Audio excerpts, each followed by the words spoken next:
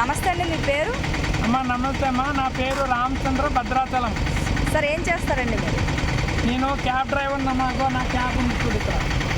ఎక్కడ మీది? ఏ ఏరియా అండి? నేను ఉండేది పిఎం పాలెం, రోజు రామాయణ పాలెం, మధురవాడ. ఓకే సార్, ఇప్పుడున్న ప్రభుత్వ పాలన ఎలా ఉందండి మీ దృష్టిలో? ఇప్పుడు ఉన్న ప్రభుత్వం పాలన ఎలాగంటే అమ్మా, యాక్చువల్లీ మాకున్న నాలెడ్జ్ బట్టి మేము చెప్పగలం. పాలన అంటే మళ్ళీ అధికారంలోకి వెళ్ళి అధికారం లోపలికి వెళ్ళి నేను ఏముందో లేదో నాకు తెలియదు. నేనంటే సామాన్యుడిని, నేను క్యాబ్ నడుపుతాను. నాకు బెనిఫిట్ ఏంటి, నాకు చేతిలో పని ఉందా లేదా, రేపటి కోసం పని దొరుకుతుందా లేదా, ఆ నమ్మకం ఉందా లేదా అని మీరు అడిగితే నేను చెప్పగలను.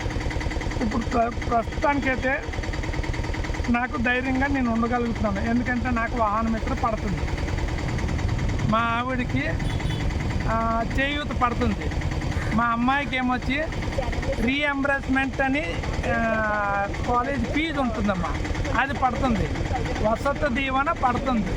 అన్నిటికంటే ఇంపార్టెంట్ అంటే హెల్త్ కార్డు, ఆరోగ్యశ్రీ కార్డుకి 5 లక్షలు లిమిట్ ఉంది. ఎందుకంటున్నానంటే అదొక ధైర్యం ఉందన్నమాట. అది లేనప్పుడు కొన్ని ప్రభుత్వాలు అంటే అది నా తప్పకుండా నేను ఆ కార్డు తీసుకోలేదు, అది వేరే విషయం. కాకపోతే ఎప్పుడైనా సడన్గా హాస్పిటల్కి ఏమైనా పని మీద వెళ్తే ఒక 50,000 70,000 ఖర్చు వచ్చింది.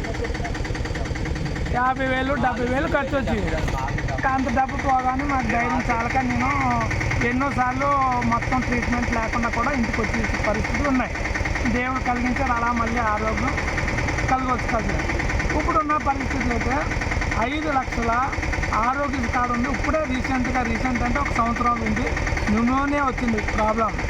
అందులోనే 40,000 కట్టారు. ₹1 ఖర్చు లేకుండా నేను హ్యాపీకి వెళ్ళాను, రిటర్న్ వచ్చాను. ఇప్పుడు మా బ్యాంక్ బ్యాలెన్స్ ఎలాగుంటుంది, ₹1,00,000 ఉంది. ఏటీఎంలోకి 20,000 డ్రా చేస్తే ఇంకా 80,000 చూపెడుతుందా? అలాగే ఆరోగ్యశ్రీ కార్డులోని 30,000 నాకు ట్రీట్మెంట్ ఇస్తే ఇంకా 4,70,000 చూపెడుతుంది. మేము మా ఫ్యామిలీ మెంబర్ 3. నాకు చాలా ఆ మాత్రం ధైర్యం ఉంది. రెండోది మా మిస్సెస్కి చేయూత పడుతుంది. అన్నిటికంటే ఇంకొక ఇంపార్టెంట్ మాకు ఎడ్యుకేషన్. నాకున్న ఒక అమ్మాయి చక్కగా చదివించగలుగుతున్నాను. నా మట్టుకైతే 100% కరెక్ట్ అమ్మా, నా ఒపీనియన్. అయితే సార్, ఇప్పుడు వచ్చే ఎన్నికల్లో మీరు ఎవరు గెలవాలి, గెలిస్తే మీకు బాగుంటుందని మీరు అనుకుంటున్నారు? ఇంత దాకా చెప్పిన తర్వాత మళ్ళీ అడిగితే ఇంకా మరి నా ఆత్మ ఉన్నట్లు లేనట్టు. నేను ఇంత దాకా ఎందుకు ఎక్స్ప్లెయిన్ చేశానంటే వేరే వాళ్ళ విషయం నాకు నిజంగా తెలియదు. అంటే మీరు ఎవరు గెలిస్తే గెలిపిస్తానమ్మా, ఎవరిని గెలిపిద్దాం అనుకుంటున్నారు? జగన్ గారు, మన చీఫ్ మినిస్టర్ జగన్ రెడ్డి గారినే నేను గెలిపిస్తాను. వాళ్ళకే ఓటు, నా పాపకి, నా మిస్సెస్కి, నాకు 100% వాళ్ళకే. అండి మీ పేరు? దుర్గాదేవి. ఏం చేస్తారు మ్యామ్ మీరు? Housewife madam. ఏ ఏరియా అండి? జగ్గరేశ్పేట. అమ్మ, ఇప్పుడున్న ప్రభుత్వ పాలన అనేది ఎలా ఉంది, అసలు మీకు ఏమనిపిస్తుంది? జగన్ వచ్చిన తర్వాత పాలన అనేది చాలా బాగుంది. ఎందుకంటే చాలామంది పేద విద్యార్థులు ఉన్నారు, ఫీజు అనేది కట్టుకోలేక చాలామంది చదువులేని పిల్లలు ఉన్నారు. ఎందుకంటే ఇప్పుడు జగన్ వచ్చిన తర్వాత అమ్మఒడి అని, విద్యా కానుకని, ఫీజు రియంబర్స్మెంట్ అని పెట్టి పథకాలు, చాలా సంక్షేమ పథకాలు అమలు చేశారు. చాలామంది చదువులేని పిల్లలు కూడా ఇప్పుడు చదువుకోవడానికి ముందుకు వస్తున్నారు.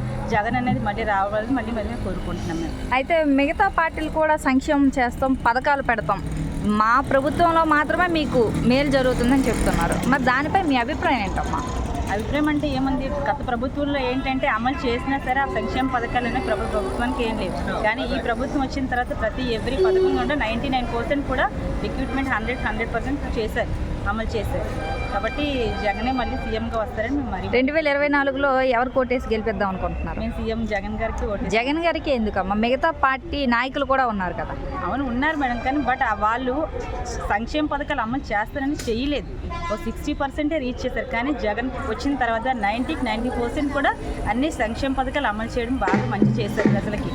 అయితే మిగతా పార్టీ నాయకులు అవ్వచ్చు, కొంతమంది ప్రజలు అవ్వచ్చు, వాలంటీర్ వ్యవస్థ అనేది అసలు అవసరం లేదు అని చెబుతున్నారు. మరి దానిపై మీ అభిప్రాయం ఏంటి? వాలంటీర్ వ్యవస్థ అయినా ప్రస్తుతం ప్రదేశాల్లో మాత్రం చాలా అవసరం. ఎందుకంటే చాలామంది ముసలి వాళ్ళు ఉన్నారు, పెన్షన్స్ తీసుకోక చాలామంది మంచం మీద, ఆట మీద చాలామంది ఉన్నారు. కాబట్టి వాలంటీర్ వ్యవస్థ పెట్టిన తర్వాత ప్రతి ఒక్క వాలంటీర్ కూడా గడప గడపకి వెళ్ళి ఇంటింటికి మంచం మీద ఉన్న పేషెంట్స్ కూడా మేము తెల్లవారే వెళ్ళి డిస్ట్రిబ్యూట్ చేయడం అనేది జరుగుతుంది. కాబట్టి వాలంటీర్ వ్యవస్థ అనేది చాలా అవసరం ఉంది. చెప్పండి అమ్మా, మీ అభిప్రాయం ఏంటి అసలు ఇప్పుడున్న సీఎంపై? జగన్ గారికి మంచి ఉపయోగాలు అందిస్తున్నారు. పెద్ద కొడుకు లేటాడు పింఛనీలు కానీ కోటాలు కానీ ఇంటికి తీసుకొచ్చి జగన్ గారు ఇస్తున్నారు. నాకు ఉన్న వయసులకి ఎప్పుడలేదు మాకు ముసలి మనుషులు ఉన్నా సరిగా జగన్ గారు వచ్చి పింఛనీళ్ళు ఇస్తున్నారు. వారానికి ద్వారా వారానికి మంచి చేస్తున్నారు. అన్నీ ఇల్లుకి ఇల్లు ఇస్తున్నారు. అద్దె కొంపలు ఉన్నారు 2 నెలలు అయితే. ఇప్పుడు అద్దె కొంపలు లేకుండా సొంతంగా ఆలోచించారు జగన్ గారు, అందులో ఉంటున్నారు. దానికి 2,000 3,000 ఎంట కట్టుకుంటారు. వెంట లేకుండా జగన్ గారు ఇస్తున్నారు. మరి జగన్ గారు ఇంత మనిషి పని చేసాము, మరి సీఎం జగన్ గారు వస్తారు కదా. అయితే 2024 ఎలక్షన్లో ఎవరు కోటేద్దాం అనుకుంటున్నారు? నేను సీఎం జగన్ గారికి ఓటేస్తాను. ఎందుకమ్మా జగన్కే ఎందుకు వేస్తారు? అంటే జగన్ గారు వచ్చినప్పుడు ఎన్ని పథకాలు కూడా అమలు చేస్తున్నారు. ఎవ్వరు కూడా పథకాలు అమలు చేయలేదమ్మా. అంటే జగన్ గారు వస్తే ఇంటికో పెద్ద కొడుకు ఉన్నట్టు లెక్కమ్మా మా ఉద్దేశంలో. మంచి స్కూల్ ఏంటి అమ్మాయిలు ఎక్కడ వెళ్ళా సరే ఆటోలు వెళ్ళా సరే భయం వేసింది. ఇప్పుడు ఒక అమ్మాయి కూడా ఆటోలో అంతా వెళ్ళి వస్తుంది ఇంటికి. అప్పుడు విన్నాళ్ళు ఆటోలో వెళ్ళాలి భయం పడిపోయారు. అమ్మ నా కూతురు వస్తుంది ఎలాగని భయపడేది. ఆటో ఎక్కితే పట్టణ ఎక్కితే పోలీసులు ఇంకా పడిపోతుంది. పోలీసులు ఏంటి మమ్మల్ని ఫాలో వస్తున్నారు. అమ్మాయి కొన్ని కాలేజీకి వెళ్ళి మాకు భయం అయిపోతుంది. ఇన్నాళ్ళంటే మా గుండెల్లో భయం వేసింది. అమ్మాయి ఎక్కడికి వెళ్తుంటారు భయం పడిపోరు. నమస్తే అమ్మా, మీ పేరు? ఏం చేస్తారమ్మా మీరు? ఏ ఊరమ్మా మీది? అమ్మా ఇప్పుడున్న ప్రభుత్వం ఎలా అనిపిస్తుందమ్మా? మీకు నచ్చిందా నచ్చలేదా? జగన్ రావడం, అమ్మఒడి ఇచ్చింది, చేయూత ఇచ్చింది, ఇంకన్నీ వచ్చాయి. జగమే రావాలి. మరి 2024 ఎలక్షన్లో ఎవరు కోటేద్దాం అనుకుంటున్నారమ్మా? జగన్ రావాలని కోరుకుంటాను. జగన్కే.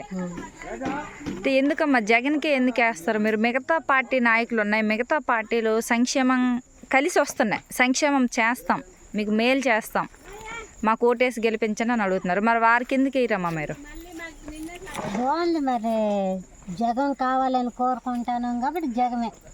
ఏంటమ్మా అసలు జగన్ మీకు ఏం మేలు చేశాడు? చెప్తాను కదా, అమ్మఒడి ఇచ్చాడు, చేయూత ఇచ్చాడు, రైతు భరోసా ఇస్తాడు, ఇంకేం ఇస్తాడు, లోన్లు ఇస్తాడు, ఇంకేం ఇస్తాడు.